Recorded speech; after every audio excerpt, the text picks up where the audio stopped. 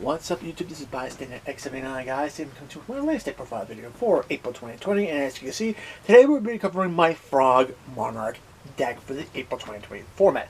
Now, earlier this week in his top 5 what a Yu-Gi-Oh player can do during quarantine video, Ben 10,000 of Yu-Gi-Oh suggested taking an older deck and breaking it.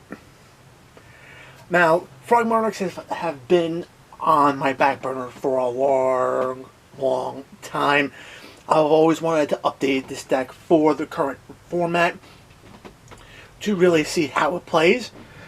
To be very honest, the deck can hold its own. It can still do a lot of different things, cause your opponent some serious issues, and even lock them down and be able to win games. Alright? Taking the old school style deck, updated it to the current meta standards with particular certain cards that we now have access to that can allow us to play even during our opponent's turn, and I guarantee you this is actually a very solid deck that can come out of left field and completely surprise your opponent. So without further ado, we're going to get right into this deck. I'm going to start off, of course, with the monsters. 3 copies of Caius the Shadow Monarch. Caius, awesome level 6 monster. Whenever it's normal summon, you can target any card on the field, banish it, which is awesome on removal. It's a targeted removal effect, but getting a card banished can actually help you break open boards. That can be pretty problematic if they're hiding behind back row or if they have a very problematic monster that's on the board. Really cool thing, if the monster card that you banish is a darker dripping monster, you're also hitting your opponent with 1,000 points of effect damage. So definitely, it's an awesome card if your opponent's really low life points, just to normal summon out and banish itself to win the game with. That being said, you want to be seeing your Monarchs in your hands, and that's why we're running 3 of each Monarch in our deck. And the other Monarch is 3 copies of Ryza the Storm Monarch. Ryza, when it's normal summon, you target any monster or any card on the field, and you return it to the top of your opponent's deck. So you're literally locking down your opponent's next draw phase, forcing them to redraw another card, which is actually pretty awesome. It sets them back a turn, and it can really help the whole hold your opponent down situation by forcing them to constantly redraw the same cards. Alright. 2 copy of Vanity's Fiend. Alright, Vanity's Fiend, level 6 Dark Trooping Monster. When it's on the field, continuous effect, no special summons at all for both players. Yes, this card can win you games just by dropping it on the field. As long as you have a way to get a monster on the field and tribute that monster off, or even utilizing your own opponent's monsters, yeah, you're going to be able to really put the pressure on your opponent. And by shutting down special summons completely, it just hurts their game. Alright, so that's why I run 2. You can bump it up to 3 if you want to, but I prefer 2, but primarily because I am running 1 copy of Majesty's Fiend. Majesty's Fiend, when it's on the field, no activated monster effects at all. Field, hand, graveyard, banish them, none. Okay? This plus Vanity's Fiend can pretty much spell game. I mean, Vanity's Fiend alone has won me games, so definitely worth trying. Alright, for the Frog part of the deck, 2 copies of Dupe Frog. Alright. Dupe Frog, pretty awesome. While it's on the field, your opponent can't target any of your other Frog monsters for attacks, except for this guy, so, good.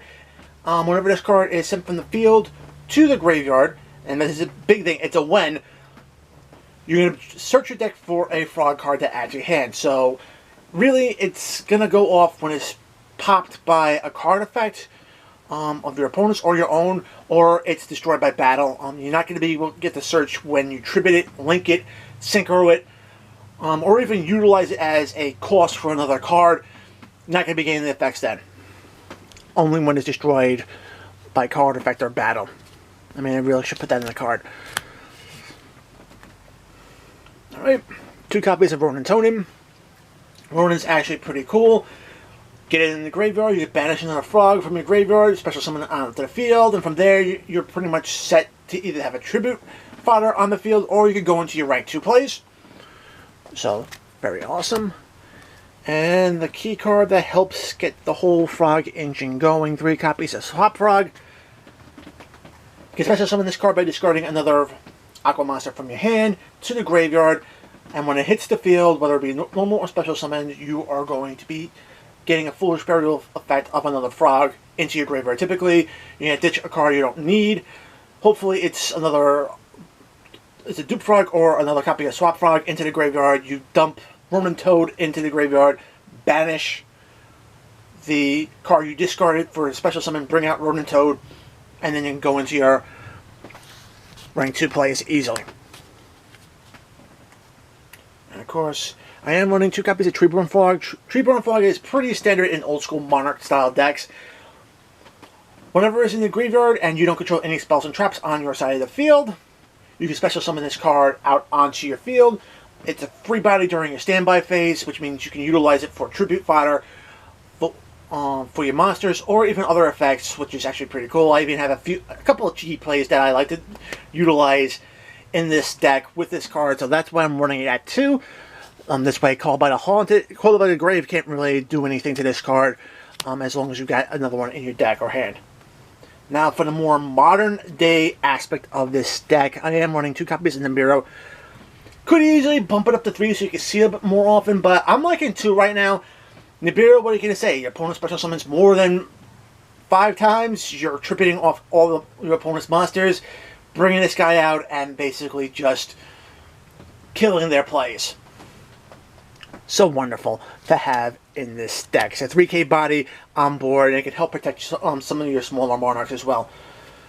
Alright, and last but not least, 3 copies of Ash Blossom. This girl puts in a ton of work with this deck because a lot of decks out there, they like to search.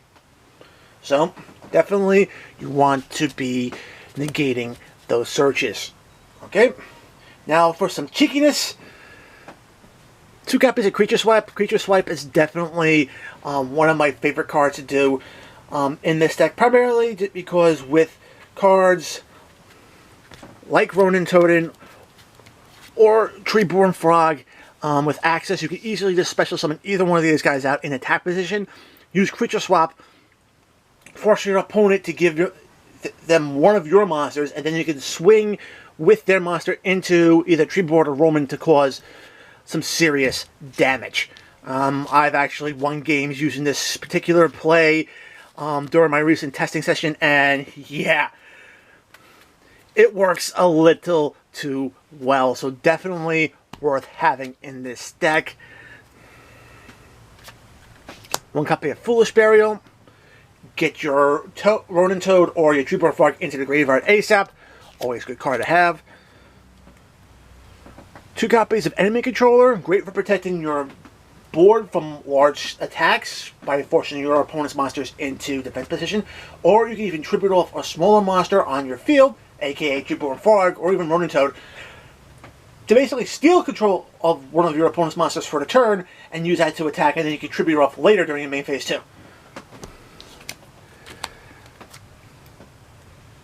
2 copies of Pot of Duality. Now, the primary reason why I'm running only 2 copies is basically because of the special summoning from the graveyard you're going to be doing with Treeborn Frog and Ronin Toad. To be very honest, if you utilize Treeborn Frog during your standby phase, you're not going to be able to activate this card. So it's basically an either or in a lot of situations. And you want to try to minimize that particular situation as much as you can. That's why 2 copies is pretty much the best way to run with this deck. I used to be running 2 copies of Celestial Observatory, however that actually wound up being a dead card at times.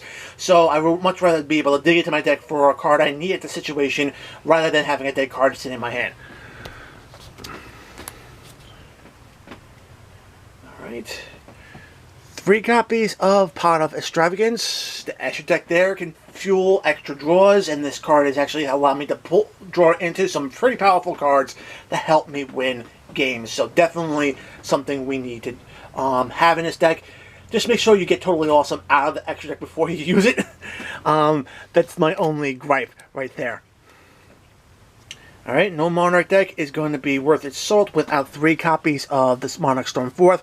Activate this card, you're allowed to utilize any of your opponent's monsters on their field as tribute fodder for your own tribute summons. So this is an amazing way to help break your opponent's board if they were going first. And last but not least, we got one copy of Upstart Goblin. Pretty draw, 39 card deck. Gives your opponent 1,000 extra life points, but it really isn't that much of an issue, so. And last but not least, I am running 3 copies of Infinite Impermanence. I'm finding Infinite Impermanence a lot more useful in this deck rather than something like Evenly Matched. Evenly Matched is more of a pure go second card that you want to be bringing in Game 2 or even Game 3, depending on how your opponent's going to want to have you play. I find Infinite Impermanence just being with the block negates very useful and has helped shut down my opponent's plans on several turns, so definitely worth having in my opening hand and my deck, whether you're going first or second. Alright, extra deck. Totally awesome. I mean, key card in your Frog Monarch decks. Any 2 level 2 monsters will bring it out. During either player's standby phase, you can detach a material and special summon a Frog monster from your grave or your deck to the field. Awesome. And then you can send any Aqua type monster, level 2 or lower Aqua type monster from your field to the graveyard to negate the activation of a spell, trap, or monster effect. And if you want to, you can actually set that card to your field. Alright. One copy of Gachi Gachi Genetsu. I actually like this old school style. Xyz monster in the deck. While this card's on the field and it has Xyz materials, a power boosts all your monsters by 200 attack for each material it has, so you can go up to 400 attack on both all your monsters, which is actually pretty awesome. And it takes your opponent 3 hits on it to destroy it, so a great stall card overall. Herald of the Pure Light. Very cool card. Attach a material. From this, you can actually grab a monster back from your graveyard, add it to your hand, but you have to shuffle another card from your hand into your deck. Very useful. Can help you recycle a lot of different things in your deck. So great. One Sky Cavalry, the Centurion. Awesome card. While this card has materials, your opponent can't destroy it by battle. Whenever this card attacks, and it doesn't destroy one of your opponent's monsters, you can detach a material, bounce that card off the field. So it does have some very awesome plays entail to break up your opponent's boards. I do have some rank 6s. We have Constellar Tomali M7. It's essentially a compulsory evacuation device effect to bounce other cards off the field. So awesome. Number 39, Utopia Beyond. I love this guy so much. Special summon this guy out, and he immediately bottoms out all of your opponent's monsters' attack points to 0, and that's a permanent attack decrease, allowing you to swing freely into your opponent's monsters and score some serious damage. Alright, last but not least, we have Photon Strike Bouncer. Bouncer is in here to negate monster effects. Plain and simple. On to the links. Since we do have Treeborn Fong and it likes to come back out of the graveyard a lot, Link Kuriboh is a natural fit. Get it onto the field, you can tribute it off, reduce your opponent's attacking monsters' attack points down to 0, which is actually pretty awesome. While it's cursing your graveyard and you control a level of monster, aka Treeborn Frog, you can tribute off the frog, bring Link Kuriboh back, and you can set up that play again. It's a great protection loop for this deck, and I've actually wound up using it, and it can really cheese off your opponents. Alright. Salmon Great Armorage is another amazing card that fits insanely well into this deck. Any monster that has 1,000 or less attack points is a perfect perfect link fodder for this card. Pretty much the entire Frog Agent will actually be used for the summoning of this card, which is amazing. You can tribute this card off and protect one of your monsters from being destroyed by card effects.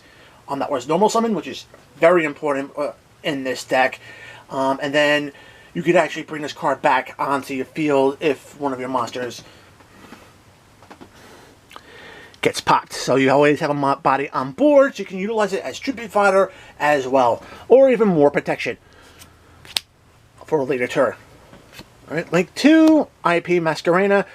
Love this girl in any particular deck that can run links. Special summon her out, and then you can link off during your opponent's turn into either other Link 2s to make them untargetable and undestroyable by card effects. Very useful card to have. Just going forward, we are running the Nightmare package, the full Nightmare package, I like to say. Phoenix goes after back row, Cerberus goes after special summon monsters, and Nightmare you can spin off any card back to your opponent's deck, which is just huge. All of them require discard effects, which really benefit the Frog engine moving forward. So definitely great cards to have in any extra deck that can utilize them. And last but not least, I'm running the Boro Brothers. What can I say? I love these cards in a lot of different extra decks. Boro Sword Dragon helps you OTK when you need to. Boro Dragon can steal your opponent's monsters, and hey, anytime you can steal your opponent's monsters and utilize them for tribute summons of your own, it's a win. So definitely worth having in this deck.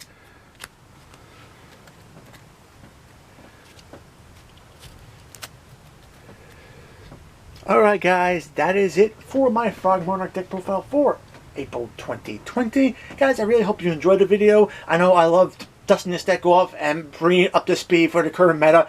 It really does sing so well. And it can really get things going even better. So, if you liked the video, give it a thumbs up. If you want to see more content like this on my channel, make sure to subscribe and enable notifications so you don't miss any uploads. Check out the description box below. Find the invite link to my Discord server. Join a conversation. We would love to have you. Follow me on social media, both Reddit and Twitter. And if you want to help support the channel, please consider using my TCG Player affiliate link. It's also in the description box as well. Alright guys, as always, until next time, peace!